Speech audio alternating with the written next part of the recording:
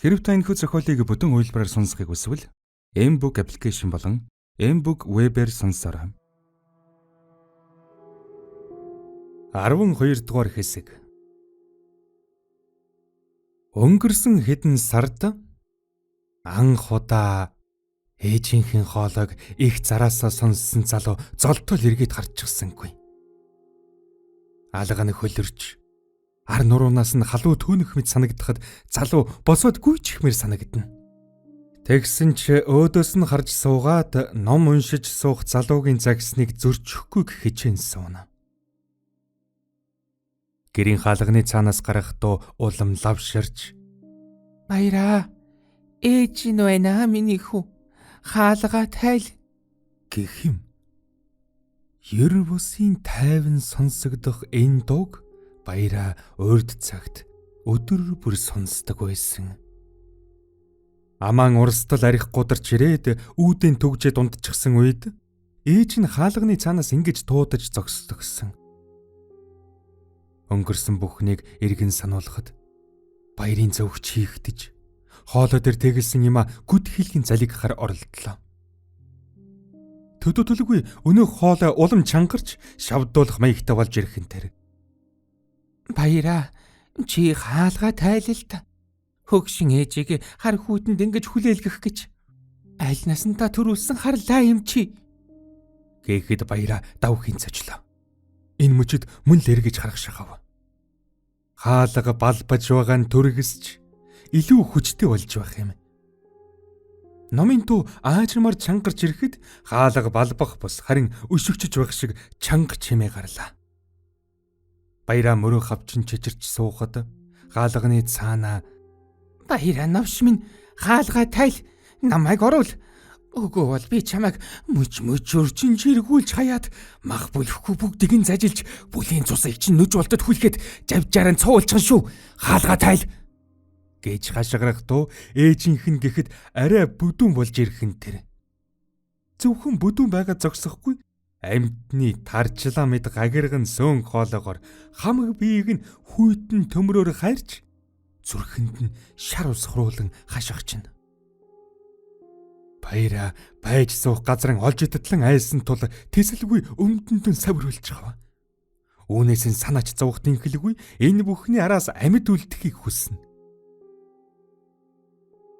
Баяраа гудамжны хэсүүл тэнүүлчидтэйгэн арх ууж суухдаа энэ амьдралд энд утгагүй байна. Энд ч муу санж яваагүй надад хов тавилан ингэж гадуу гандаж болохгүй. Яшиг. Ингэж байгаар үхээд үгүй гихчлэн ярьдаг байлаа. Гэтэл хүн гэж амьтан цагаан тулахаар амьдралд хичнээн хайртай амьдрч үлдэх гэсэн хэр их хүсэлтэй.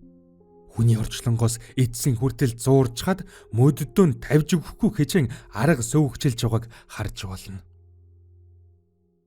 Хэрв хаалгыг энэ янзаараа өшөө хэдхэн өшгөлвөл салж унахад бэлэн байгаа нь нужигнах нугасныхын чимээнээс тодхон. Баяраа төрөлөхийн гэж хэлж болохоор шүтлэггүй нэгэн.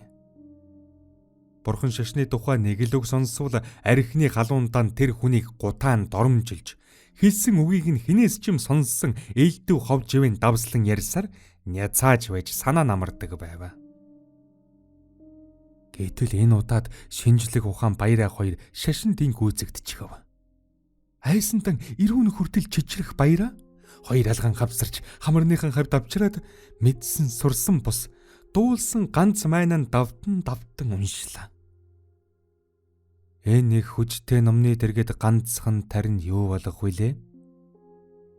Баяраагийн айдсыг л багхан дарахад нэмэр болж магад. Гэнэт хаалга балбах чимээ намсав. Хөөрхий хаалга салж унахын ан ингэж амрав. Гэрт ном уншилгаас өөр чимээ гарахгүй нам гүн болоход Баяраа сая нэг гүнзгий амсгаа авлаа.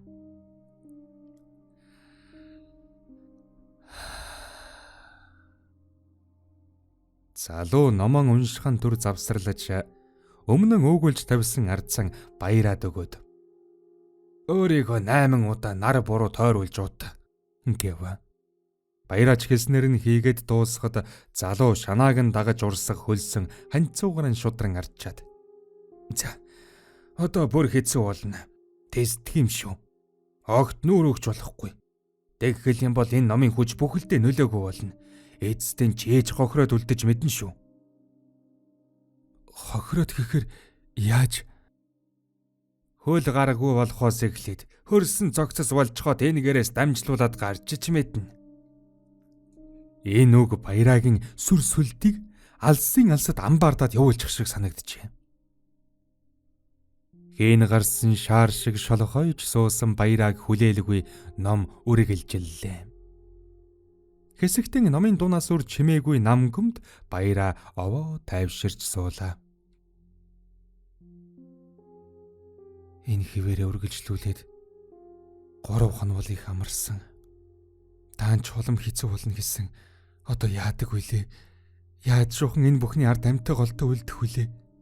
Гэж бодон шаналж суудлаа. Жаахан хүүхдийн хот хөхрөх чимээ гэрийн гадна гархан тэрэ. Ийм чимээ сонсон ч гэж бодоогүй Баярагийн дотор зарс хийгээд явчихлаа. Гарцаагүй хүүхэд болтой. Жижигхэн алхаагаар гэр тойрон гүйж байгаад бүслүүр дээр гисгэж байх шиг шир хин сонсогдлоо. Өдөр чимээ даамжирсаар өөрт нь улам ойртож ирэхэд Баяраа тэсэлгүй ширээнд улам шахаж сов. Нээлттэй өрхөөр өнгөйсөн жаалах уу? Хөхөө айтай гүг гэж даажигнан тоглох мэд дуугарч гада талд орчихлоо. Үүнийг Баяраа хараагүй ч цөнгөөр мэдэрч байв. Ном уншиж байгаа залуу нүдэн анатан чигээр энэ чимээ огт сонсоогүй юм шиг номон хэвийн үргэлжлүүлсээр байх. Ахаадла гүг гэж энэ удаад хэлэхдээ жаалах уу хашгирав. Гүг Баяраа дотроо өөрийгөө тайвшруулахыг хичээж хөршайлын сахилгагүй бацаан тааж гинж байгаа бах. Хүү ямар ч богж төртөй холбоогүй гэж ахин дахин давтаж эхэлв. Гисэн ч нэмэр болсонгүй. Төв додолгүй зулай дээрээс нь жижигхэн чулуу тогхийн унах шиг болжээ. Баяраа нүдэ нээж өвөр дээр нь унсан жижиг чулууг хартал. Өнөөхөн чулуу биш. Ээжийнхэн тасарсан эрхний нэг үрэл байхан тэр.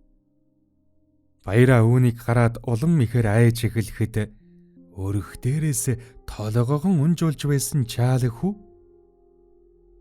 Аха та энийг үлдээч гэж тохурхонгүй инээж гарлаа. Хэрв Баяраа энэ бүхний ард эсэм энд гарч чадвал хар ус ахиж амсахгүй. Амьдрал ахуйган өөдөн татаж ахиж ийм дэмий зүйлээр оролдохгүй гэж өөртөө андгалж суулаа. Харин өрх дээрээс тонгойсон өнөөх хүү бүр дээр нь гарч суучгаад өрхнөөс доош хөлөөн унжуулан савлуулж дуу аялаж суух юм. Баяраа тэр зүг айл бол харахгүй гэжийг авч дуулж байгаа тэр дууных нь үгийг сонсохгүй байж чадсангүй. Арихны араас сэлсэн 10 хэдэн жил, айлын хүүг алснаа нуусан 10 хэд хоног. Ад зэтгэр оргнуулсан 10 гаруй хоног.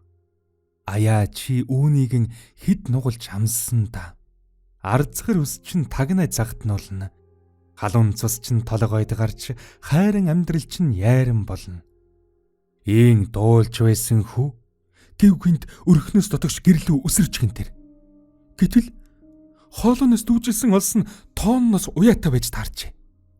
Хөрхийн хүү хоёр гараар нь хоолооноос уйсан хүлээсэн тавилах гэж чичирч байхад хоёр хөл нь агаар дээр савлаж байхаж. Төдөлгүй бүх бие нь чичрэн салганахад амнаас нь цагаан шүлстэй нь холилдон урсав. Хүн дөөжлүүлж өгөхөд хамгийн түрүүнд хүзүүн хугарч амьсгал боогдсноор нурууных нь нуглан бүр гэмтдэг байлээ. Хүү ам тавихад хамаг биеийнх нь булчин суларч шээс баас нь мэдээгүй урсахтан өмднийх нь шомгаар шалан дээр туслав. Хэрв Баяраа эргэж харсан бол тэр зүрх нь тэр дорон зогсох байсан гарцаагүй. хүүгийн амигүй болсон цогцос агаар дээр савлаж байсан ч хардсан баяраагаас огт салгахгүй чигтэн тас гөлөрсөн байлаа. Нам гүн болов. Ирчилсэн олсны чимээж гарган боллоо. Хүүгийн дүүжлээтэй цогцос хаашаа ч юм сарниж алга болсон байх ба. Гэр дотор тасалдалгүй үргэлжлэх номын дуунаас өөр чимээ гарахгүй. Баяраад хэсэг тайвшран завсралах боломж гарсанд тэр бурханд талархан сууж байв. Гэтэл цавилж суусан баярагийн өмнөдний шуумагнаас хэн нэгэн татхан тэр. Баяра бодож чамжилгүй доош гартал. Намхан ширийн дороос нүд нь улаанараа эргэлдэн цусаар уйлсан чаалхүү яаж багтсан гэмээр жижигхэн нүхнээс толгоогоо цухуулгаж аха би ингээд л үхчихсэн штт гэснээ цус царцсан зэвүүн инээ дээр тажигэн тэл хөхөрлөө.